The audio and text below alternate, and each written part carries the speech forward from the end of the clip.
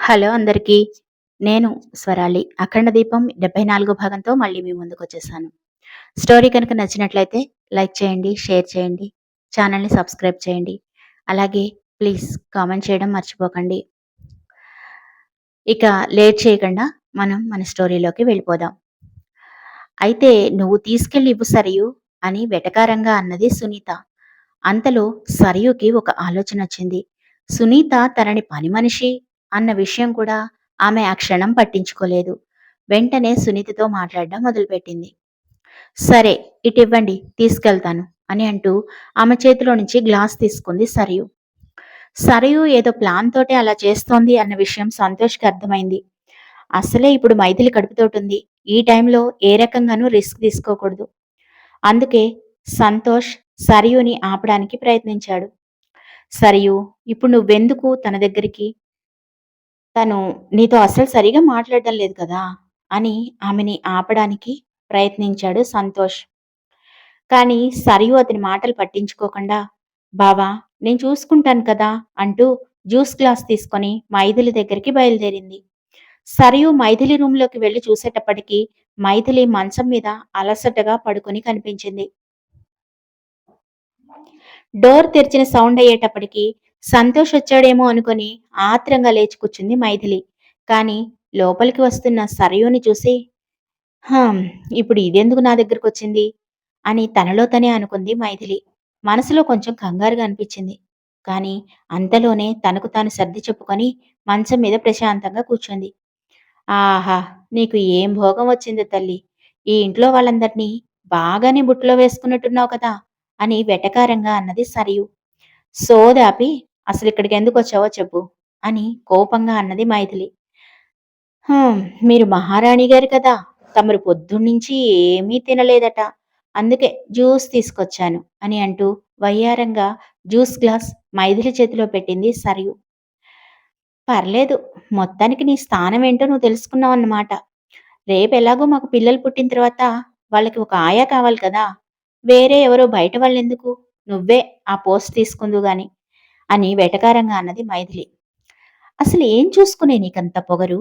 ఆస్తి మొత్తం నీ పేరు మీద రాశాడనుకుంటున్నావేమో మా మావయ్య. మా బావ పేరు మీద, నీ పేరు మీద, మీ ఇద్దరి పేరు మీద కలిపి ఉంది ఆస్తి. అంటే దానర్థం నిన్నొక్కదాన్నే పెత్తనం చెలాయించమని కాదు. మా బావ నా చేతుల్లో ఉన్నంత వరకు నువ్వేమీ చేయలేవు" అని పొగరుగా అన్నది సరయు. "అవునా? మీ బావ నీ చేతుల్లో ఉన్నాడా? నాకా విషయం తెలియలేదే. మరి ఇన్ని రోజులు అక్కడే ఉన్నాడు. ఇద్దరూ కలిసే ఉన్నారు. మీ మధ్య ఏమైనా జరిగిందా ఏంటి?" అని వెటకారంగా అడిగింది మైథిలి. "మా మధ్య ఏం జరిగిందో, మీ మధ్య ఏం జరిగిందో, మా మధ్య కూడా అదే జరిగింది. ఏంటి నీకేమైనా డౌట్‌గా ఉందా?" అని కావాలనే ఆమెని రెచ్చగొడుతూ అడిగింది సరయు. సరియు అలా మాట్లాడేటప్పటికి మైథిలికి నిజంగానే కోపం వచ్చింది. ఒక పక్క సంతోష్ మీద నమ్మకం ఉన్నప్పటికీ సరియు అలా మాట్లాడడం ఆమెకు అస్సలు నచ్చలేదు. "ఏయ్! పిచ్చి పిచ్చిగా వాగకు. నేనక్కడ లేకపోయినా అక్కడేం జరుగుతుందో నాకు తెలుసు" అని కోపంగా అన్నది మైథిలి. "ఓహో! నీ వీక్‌నెస్ ఇక్కడుందన్నమాట" అని మనసులో అనుకొని, "చూడు మైథిలి, నువ్వు నిన్నగాక మొన్న వచ్చిన దానివి. నేను చిన్నప్పటినుంచి బావతోటే కలిసి, మెలిసి పెరిగిన దాన్ని. మా మధ్య ఎన్నో ఉంటాయి. నిజానికి మా బావకి నేనంటే చాలా ఇష్టం. నీ పేరు మీద నుంచి ఆస్తి మా పేరు మీదకి మారడానికి ఏదో నీతో మంచిగా ఉన్నట్లు నటిస్తున్నాడేమో" అంటూ చీకట్లో ఒక రాయేసింది సరియు. సరియు చెప్పిన మాటలకి మైథిలి ఆలోచనలో పడిపోయింది. అంటే నిజంగానే సంతోష్ గారు నటిస్తున్నారా? అని ఆలోచనలో పడిపోయింది. అంతకుముందు సంతోష్ సరియు ఫోటోలు చూపించడం, తనకన్నీ వివరంగా చెప్పడం ఒక్క క్షణం మర్చిపోయింది మైథిలి. మైథిలి అలా ఆలోచనలో పడిపోవడం చూసి సరయు రెచ్చిపోయి మాట్లాడడం మొదలుపెట్టింది. "నీకో సంగతి తెలుసా? అదివరకు మా బావ నాతో పాటు ఎక్కడికైనా రమ్మంటే అస్సలొచ్చేవాడు కాదు. కానీ ఈ మధ్య నేనెక్కడికి రమ్మంటే అక్కడికొస్తున్నాడు. మొన్న మేమిద్దరం కలిసి పబ్బుకు కూడా వెళ్ళాము" అని చెప్పింది సరియు. అదే సరియు చేసిన తప్పు. సడెన్‌గా అప్పుడే సంతోష్ చెప్పిన విషయాలన్నీ మైథిలికి గుర్తొచ్చాయి. సరియు మళ్ళీ నాటకమాడుతోంది అన్న సంగతి ఆమెకర్థమైంది. మైథిలి మైథిలి సరియు వైపు చూసి వెటకారంగా నవ్వింది. మైథిలి ఎందుకు అలా నవ్వుతోందో సరయుకు అర్థం కాలేదు. మైథిలి తను చెప్పే మాటల్ని నమ్మడం లేదన్న విషయం మాత్రం ఆమెకు అర్థమైంది. ఆ తర్వాత మైథిలి, చూడు సరియు, మొన్న మీ బావ, అదే నా భర్త, ఇక్కడికొచ్చిన రోజు పొరపాటున ఇక్కడ ఒక కవర్ పెట్టి మర్చిపోయాడు. ఆ కవర్‌లో ఏముందోచ్చి తెలుసా? చెప్పమంటావా? అంటూ వెటకారంగా అడిగింది మైథిలి. ప్లాన్ ఏదో రివర్స్ అవుతున్నట్లుగా అనిపించింది సరయుకి. డౌట్‌గా మైథిలి వైపు చూసింది. మైథిలి తన దిండుకు కింద భద్రంగా దాచిపెట్టిన కవర్‌లో ఉన్న ఒక ఫోటో తీసి సరియు కళ్ళ ముందు పెట్టి, "ఇది పబ్‌లో నువ్వు చేసిన రాసలీలలకు సంబంధించిన ఫోటో" అని సూటిగా సరియు వైపు చూస్తూ అన్నది మైథిలి. ఆ ఫోటో చూసిన సరియు పెద్దగా నవ్వడం మొదలుపెట్టింది. ఒక్క క్షణం మైథిలికి ఆమెను చూస్తే పిచ్చి పట్టిందేమో అనిపించింది. "ఏయ్! ఎందుకలా నవ్వుతావు? పిచ్చేమైనా పట్టిందా?" అని కోపంగా అడిగింది మైథిలి. "నువ్వు ఈ ఫోటోస్ నిజము అని నమ్ముతున్నావా? ఇది ఏఐ జనరేటెడ్ ఫోటోస్. నువ్వు చదువుకున్నావు కదా! ఆ మాత్రం తెలియడం లేదా? ఎవరో మమ్మల్ని బ్లాక్‌మెయిల్ చేయడానికి ఇవన్నీ సృష్టించారు. వీటి గురించి ఆల్రెడీ మా బావకు తెలుసు. మాతో చెప్పాడు కూడా" అని నవ్వడం కంటిన్యూ చేసింది సరియు. సరియు చెప్పిన సమాధానం విన్న మైథిలి ఒక్క 2 నిమిషాలు భయం భయంగా ఉన్నట్లుగా మొహం పెట్టి, ఆ తర్వాత ఆమె కూడా నవ్వడం స్టార్ట్ చేసింది. మొదట మైథిలి ఎందుకలా నవ్వుతుందో సరయుకి అర్థం కాలేదు. ఆమెకు చాలా చిరాకుగా అనిపించి, "ఏయ్! ఎందుకలా నవ్వుతున్నావు?" అని కోపంగా అడిగింది సరయు. "ఇందాక నువ్వెందుకు నవ్వావో, నేనిప్పుడు అందుకే నవ్వుతున్నాను. ఏది ఏఐ జనరేటెడ్ ఫోటోసో, ఏవి ఒరిజినల్ ఫోటోసో అనే విషయం ఆ మాత్రం తెలుసుకోలేరా? అది కూడా ఈ రోజుల్లో. నీ అమాయకత్వాన్ని చూస్తుంటే నాకు నవ్వొస్తోంది. ఒకవేళ సంతోష్ గారేమైనా పొరపాటు పడ్డారేమో! నేను నిరూపిస్తాలే, నువ్వేం కంగారు పడకు" అని అన్నది మైథిలి. మైథిలి మాటలకి సరియు కోపంగా, "చూడు, నీ లిమిట్స్ దాటి నువ్వు మాట్లాడుతున్నావు. నా సంగతి నీకు బాగా తెలుసు. నేను తలుచుకుంటే ఎంత దూరమైనా వెళ్తాను" అని కోపంగా అన్నది సరియు. "ఎంత దూరమో కాదమ్మా. చీకటి పడిన తర్వాత ఈ ఇల్లు దాటి బయటికి వెళ్ళు. అప్పుడు తెలుస్తుంది నీ ప్రతిభ" అని వెటకారంగా అన్నది మైథిలి. అదే ఆమె చేసిన పెద్ద తప్పు.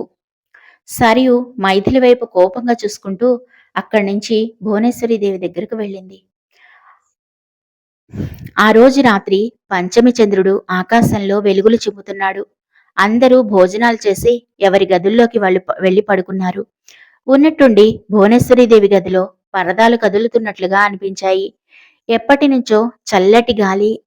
నుంచో చల్లటి గాలి వాళ్ళ గదిలోకి ప్రవేశించింది. ఆ రూమ్ టెంపరేచర్ ఉన్నట్టుండి మారిపోవడం మొదలుపెట్టింది. భువనేశ్వరీదేవి సరయుతో, "సరియు, రూమ్‌లో ఏదో తేడాగా అనిపిస్తోంది కదా?" అని అడిగింది. "అదేమీ లేదత్తా. నీకు ఇక్కడ కూడా ఆ ప్రోటీన్ పౌడర్ వేసే వంట చేసి పెట్టారు కదా! అందుకే నీకలా అనిపిస్తోందేమో. కళ్ళు మూసుకొని పడుకో" అంటూ నిద్రపోవడానికి ప్రయత్నం చేసింది సరియు. కానీ అంతలోనే ఆమెకు కూడా ఆ రూమ్‌లో జరుగుతున్న మార్పులు గమనించింది. కొద్దిసేపటి తర్వాత సరియు కిటికీ డోర్స్ తీసి ఉండడం వల్ల అలాంటి వాతావరణం అక్కడ ఉందేమో అని అనుమానంతోటి కిటికీ డోర్స్ వేయడానికి కిటికీ దగ్గరకు వెళ్ళింది. కిటికీ బయటకు చూసిన ఆమె కళ్ళు ఆశ్చర్యంతో పెద్దవయ్యాయి. అకస్మాత్తుగా ఆమెని ఏదో ఆకర్షించడం మొదలుపెట్టింది. ఆ కిటికీలో నుంచి కొంచెం దూరంగా 2 ఎర్రటి కళ్ళు వలయాకారంగా తిరుగుతూ అగ్నిగోళాలలాగా మెరుస్తున్నాయి. అప్రయత్నంగా సరయు అక్కడి నుంచి ఎవరో హిప్నటైజ్ చేసినట్లుగా ఆ గదిలో నుండి బయటికి వచ్చి ఇంటి బయటకు అడుగుపెట్టబోయింది. భువనేశ్వరీదేవి ఏదో మైకం కమ్మినట్లుగా పడుకొని ఉండడంతో సరయు బయటికి వెళ్లేది గమనించలేదు. సరియు ఇంకొక్క క్షణంలో ఆ ఇంట్లో నుంచి కాలు బయట పెట్టబోతుంది అని అన్నప్పుడు ఆమె భుజం మీద ఒక చెయ్యి బలంగా తాకింది. దాంతో ఉలిక్కిపడ్డ సరయు వెనక్కి తిరిగి చూసింది.